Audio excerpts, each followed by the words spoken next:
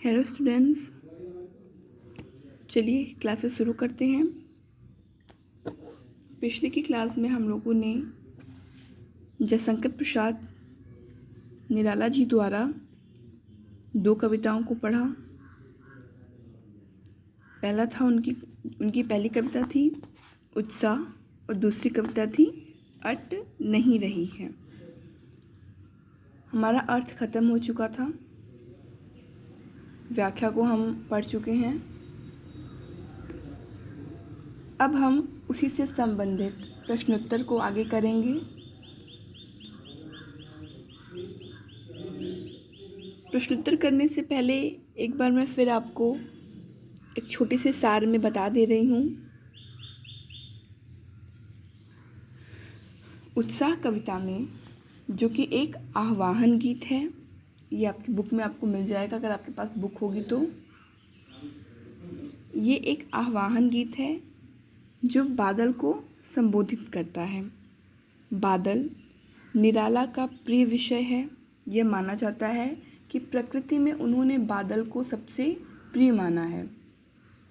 जैसे कि आप कभी कभी कहीं जब घूमने जाते हैं तो प्रकृति में किसी को पेड़ अच्छे लगते हैं, किसी को फूल अच्छे लगते हैं, किसी को पेड़ों की पत्तियां अच्छी लगती हैं, किसी को छोटे घास अच्छे लगते हैं, किसी को रंग बिरंगे जो छोटे छोटे तितलियां उड़ती हैं वो अच्छे लगते हैं। तो इन्हीं प्रकृति में निराला जी को बादल बहुत अधिक प्रिय था। तो इनका प्रिय विषय क्या था? बादल। कविता में बादल एक तरफ पीड़ित प्यासे जन की आकांक्षा को पूरा करने वाला है। कहने का तात्पर्य यह है कि बादल पीड़ित प्यासे, अर्थात ये माना जाता है कि बादल जब आती है तो वर्षा अपने साथ लाती है और वर्षा हर तरह से सबके लिए लाभदायक भी होती है। ये जल के स्तर को ऊंचा करती है, किसानों के खेत के लिए बहुत आवश्यक होती है।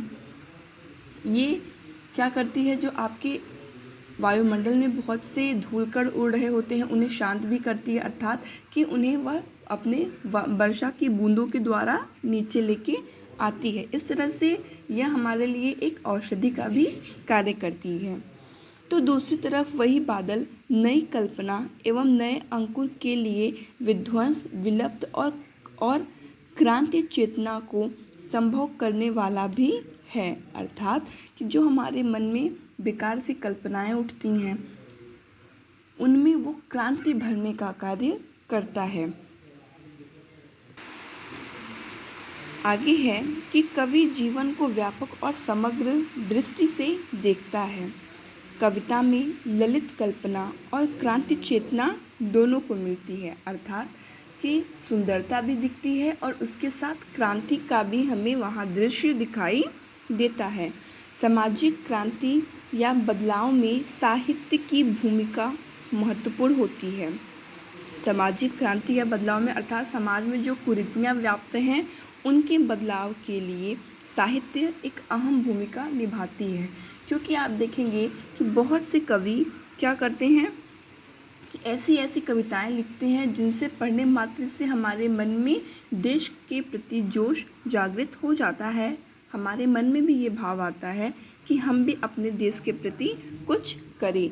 तो यहाँ पे कवि वही कहते हैं कि साहित्य समाज में परिवर्तन तथा बदलाव के लिए बहुत महत्वपूर्ण है।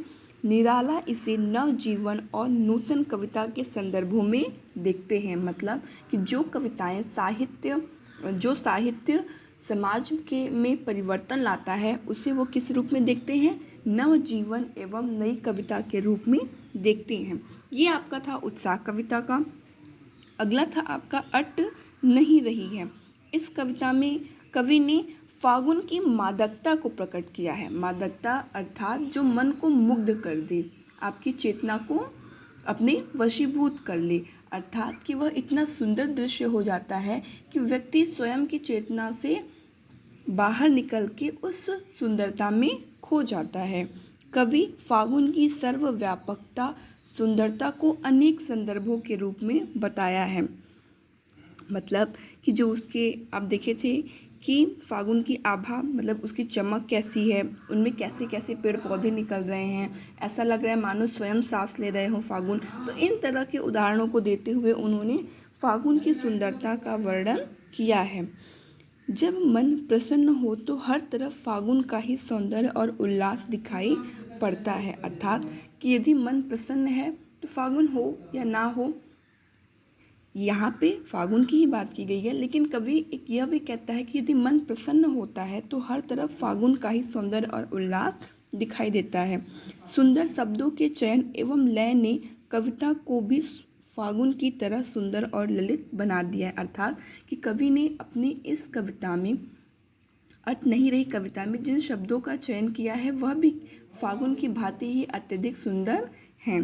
तो यहाँ ये आपका पाठ था। अब इसी पाठ से संबंधित आपके प्रश्नोत्तर हैं, तो चलिए उन्हीं प्रश्नोत्तर को हम करते हैं। पहला प्रश्न है आपका,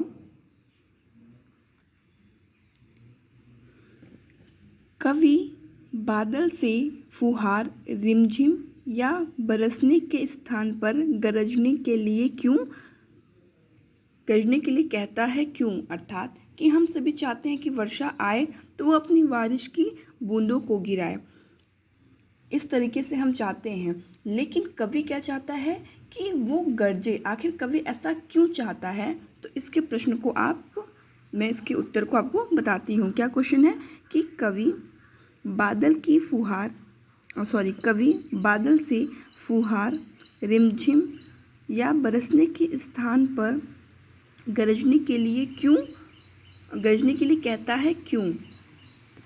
इसका आंसर आप लिखेंगे, कवि ने बादल से फुहार रिमझिम या बरसने के लिए नहीं कहता, बल्कि गरजने के लिए कहा है, क्योंकि गरजना विद्रोह का प्रतीक है। कवि ने बादल के गरजने के माध्यम से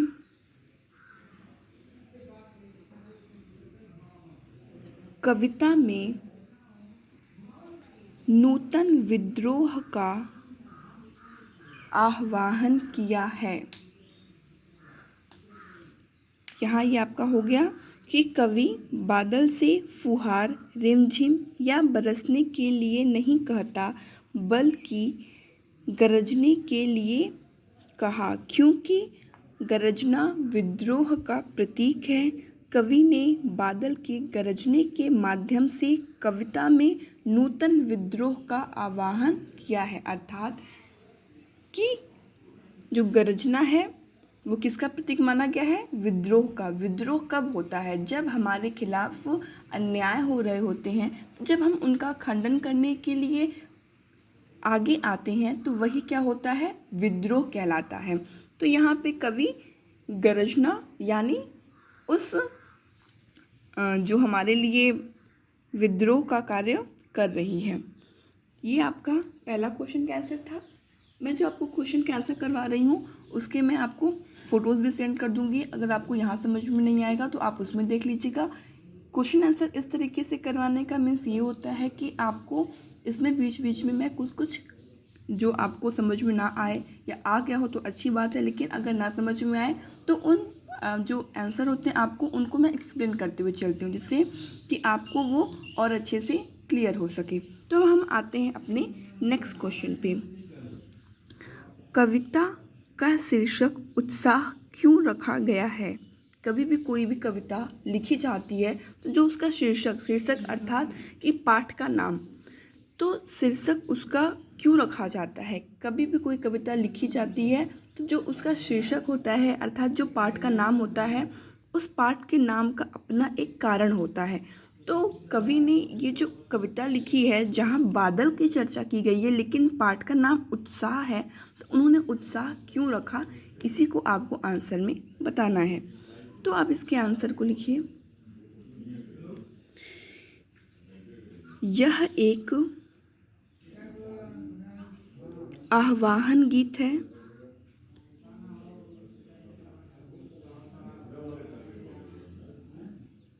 कवि क्रांति लाने के लिए लोगों को उत्साहित करना चाहते हैं।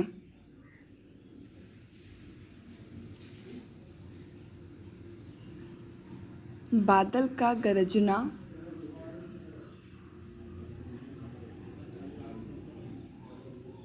लोगों के मन में उत्साह भर देता है।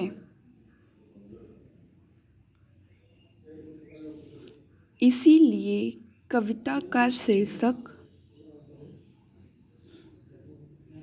उत्साह रखा गया। क्या हुआ आपका आंसर? कि यह एक आह्वान गीत है। कवि क्रांति लाने के लिए लोगों को उत्साहित करना चाहते हैं। बादल का गरजना लोगों के मन में उत्साह भर देता है। इसीलिए कविता का शीर्षक उत्साह रखा गया। तो आपको ये क्लियर हो गया कि उत्साह क्यों रखा गया? क्योंकि जो बादल होता है वो एक विद्रोहात्मक स्वर होता है तथा लोगों के मन में उत्साह को भरता है। तो इसीलिए कविता ने यहाँ पे इस पाठ का नाम उत्साह रखा। अब हम आते हैं अपने अगले प्रश्न पे। कविता में बादल किन किन अर्थों की ओर संकेत करता है? क्या है? कविता में बादल किन किन अर्थों की ओर संकेत करता है? तो ये पॉइंट वाइज है, लिखिएगा। कविता में बादल निम्नलिखित अर्थों की ओर संकेत करता है। कविता में बादल निम्नलिखित अर्थों की ओर संकेत करता है। तो पहला पॉइंट इसका है, जल बरसाने वाली शक्ति है। ये बादल का अर्थ है कि बादल जल बरसाने वाली शक्ति है। दूसरा पॉइंट है, बादल पीड़ित प्यासे जन की बादल पीड़ित प्यासे जन की आकांक्षाओं को पूरा करने वाली है।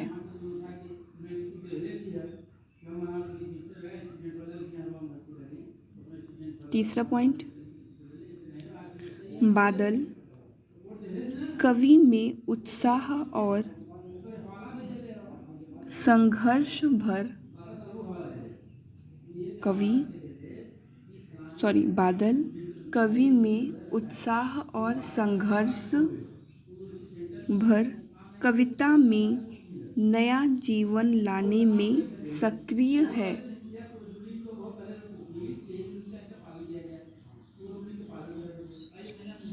चौथा पॉइंट, शब्दों का ऐसा प्रयोग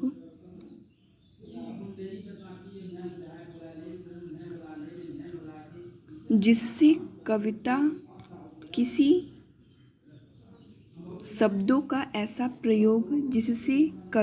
के किसी खास भाव या दृश्य में ध्वन्यात्मक प्रभाव पैदा हो, नाद सौंदर्य कहलाता है।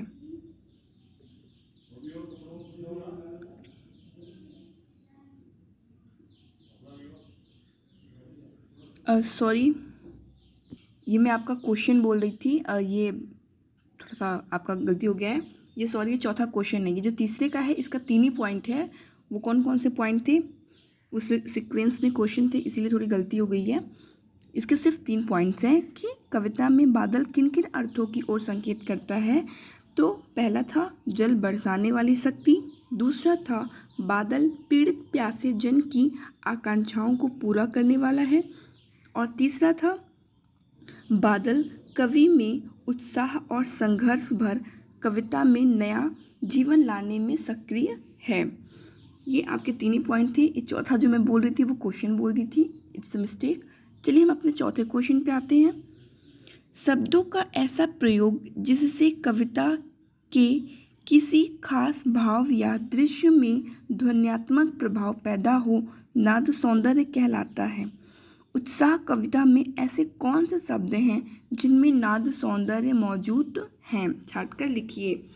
तो जैसा कि आपको पता चल गया कि नाद सौंदर्य क्या होता है, तो नाद सौंदर्य वो होता है जो कि किसी भाव और दृश्य को ऐसे प्रकट करे जैसे लगे कि वह हमारे समक्ष ही हो रहा हो।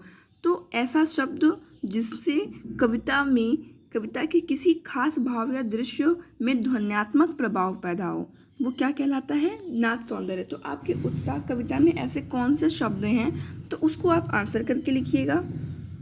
कविता की इन पंक्तियों में निम्नलिखित नाद सौंदर्य मौजूद हैं। पहला पॉइंट इसका,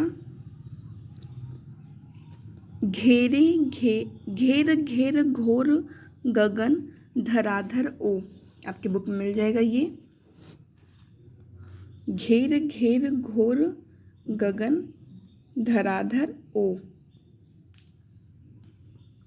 दूसरा पॉइंट, ललित ललित काले घुंघराले बाल कल्पना के से पाले।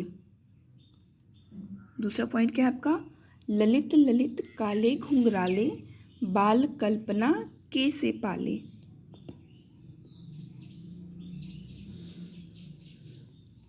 तीसरा,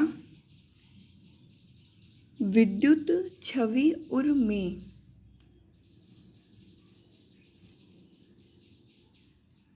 तीसरा क्या लिखेंगे? विद्युत छवि उर में। ये आपका 3 पॉइंट है, यही आपके आंसर हैं। सिर्फ ये ध्यान दीजिएगा आपको उत्साह कविता का ही लिखना है, आपको कोई और नहीं लिखना है। अब हम अपने अगले आएंगे। उत्साह कविता के प्रश्नोत्तर हो चुके हैं, अब हम अट नहीं रही है कविता पे आते हैं। आपके बुक में कुछ रचना अभिव्यक्ति भी दी हुई है, तो वो आपका है, उसे आप खुद करेंगे। अब हम आएंगे अपनी कविता अट नहीं रही के प्रश्न उत्तर पे।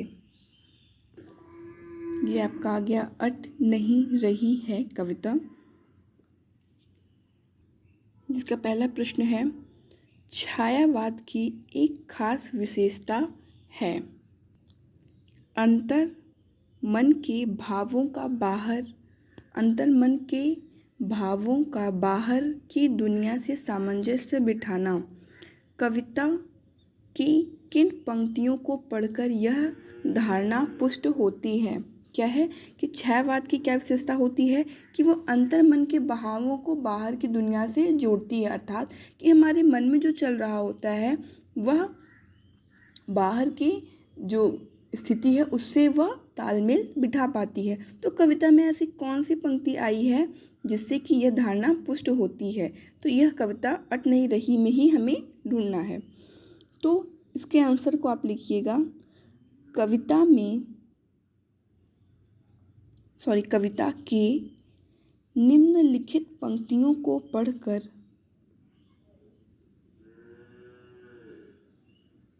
यह धारणा पुष्ट होती है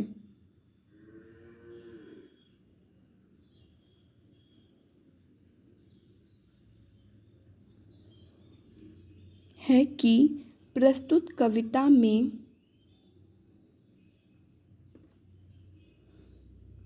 अंतर मन के भावों का बाहर की दुनिया से सामंजस्य बिठाया गया है।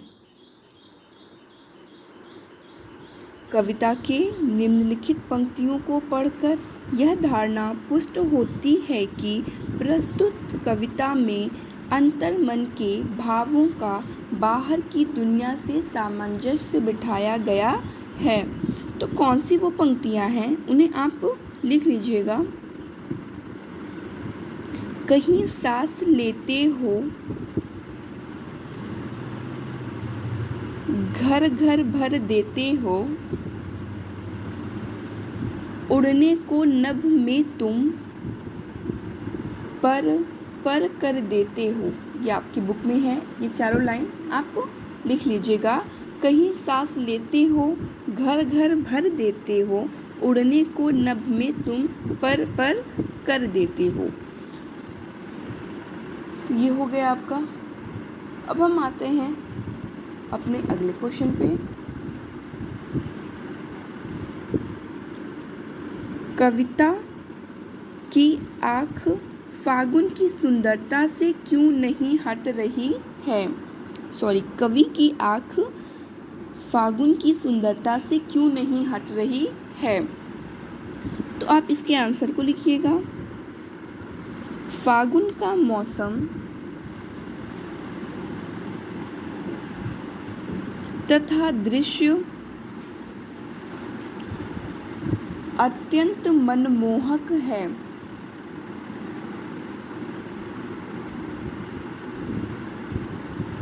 अत्यंत मनमोहक है।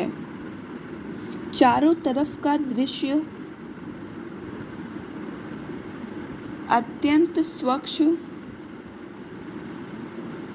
तथा हरा भरा दिखाई दे रहा है। पेड़ों पर कहीं हरी तो कहीं लाल पत्तियां हैं।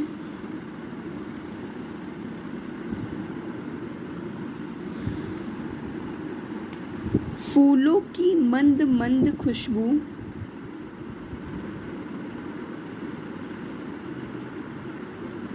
हृदय को मुग्ध कर लेती है।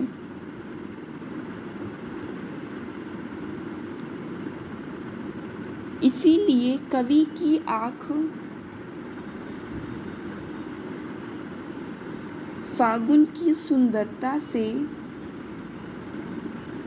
हट नहीं रही है। अगले क्वेश्चन पे आते हैं। प्रस्तुत कविता में कवि ने प्रकृति की व्यापकता का वर्णन किन रूपों में किया है? प्रस्तुत कविता में कवि ने प्रकृति की व्यापकता का वर्णन किन रूपों में किया है? आंसर लिखिएगा। फागुन का मौसम तथा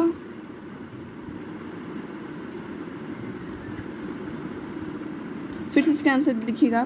प्रस्तुत कविता अट नहीं रही में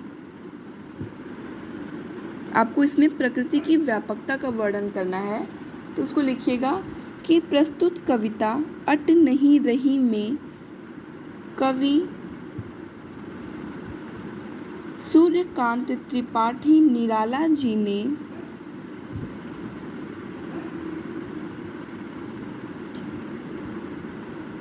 फागुन के सर्वव्यापक सौंदर्य और मादकता रूप के प्रभाव को दर्शाया है।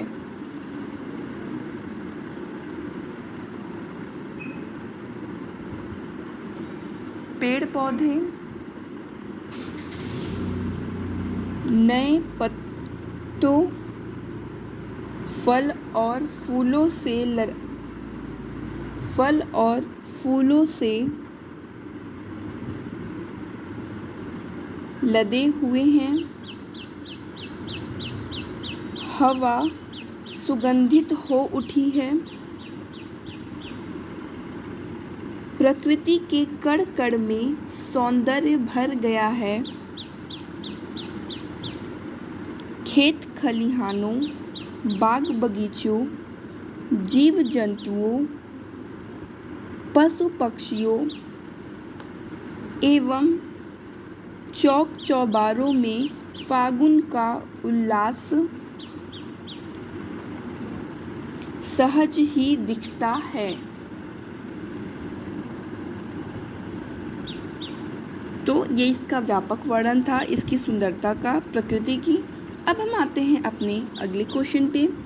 फागुन में ऐसा क्या होता है जो बाकी ऋतुओं से भिन्न होता है? अर्थात ऋतु तो सारे एक ही होते हैं, लेकिन इसमें ऐसा क्या होता है जो ये सभी ऋतुओं से भिन्न होता है? तो आप लिखिएगा, फागुन में सर्वत्र मादकता ही मादकता छाई रहती है, अर्थात जो मन को मोह ले।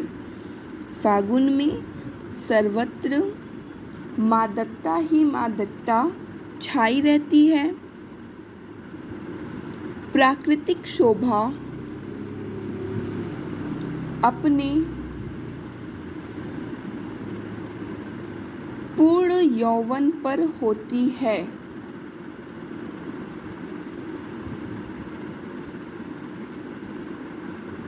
पेड़ पौधे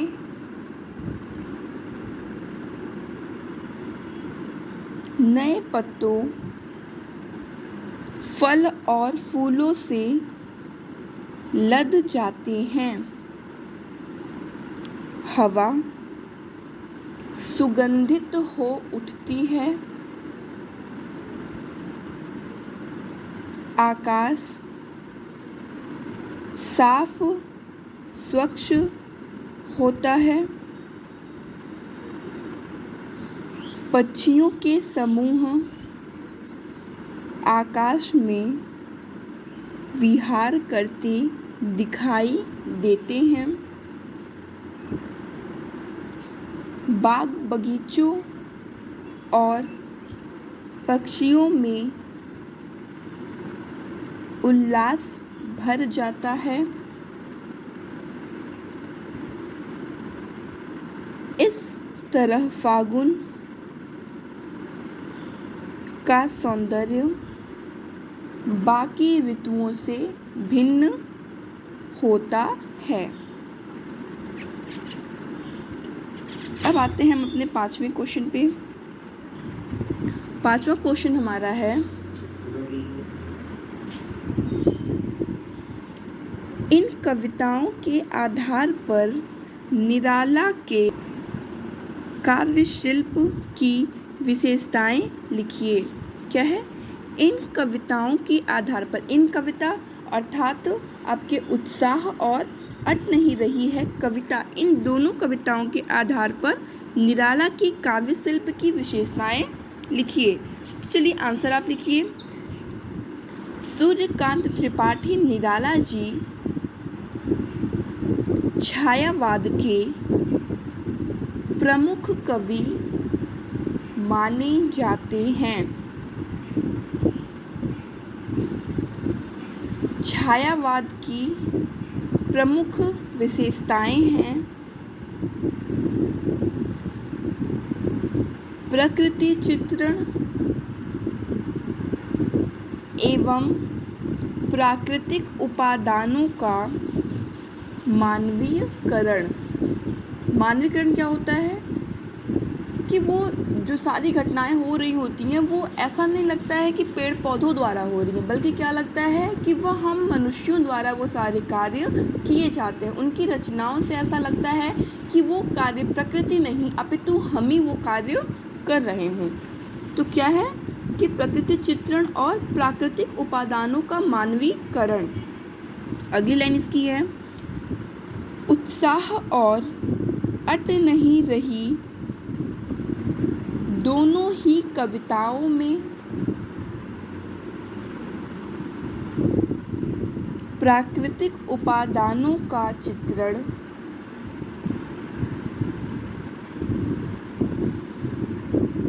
और मानवीकरण हुआ है।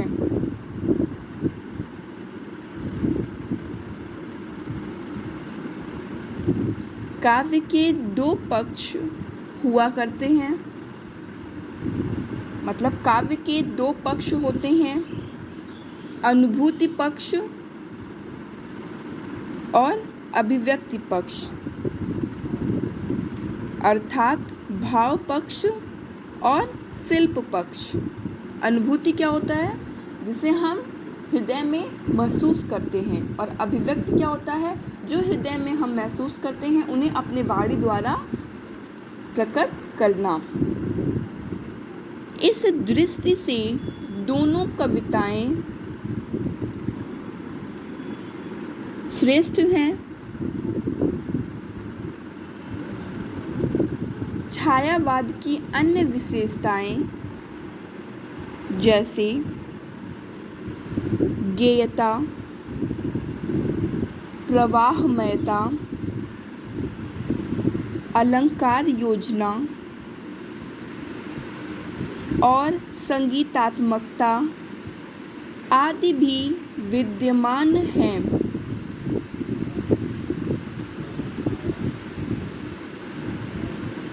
निराला जी की भाषा एक ओर जहाँ संस्कृतनिष्ठ, सामाजिक और आलंकारिक हैं, तो वहीं दूसरी ओर ठेठ ग्रामीण शब्द का प्रयोग भी पठनीय है। अतुकांत शैली में रचित कविताओं में क्रांति का स्वर, मादकता एवं मोहकता भरी है।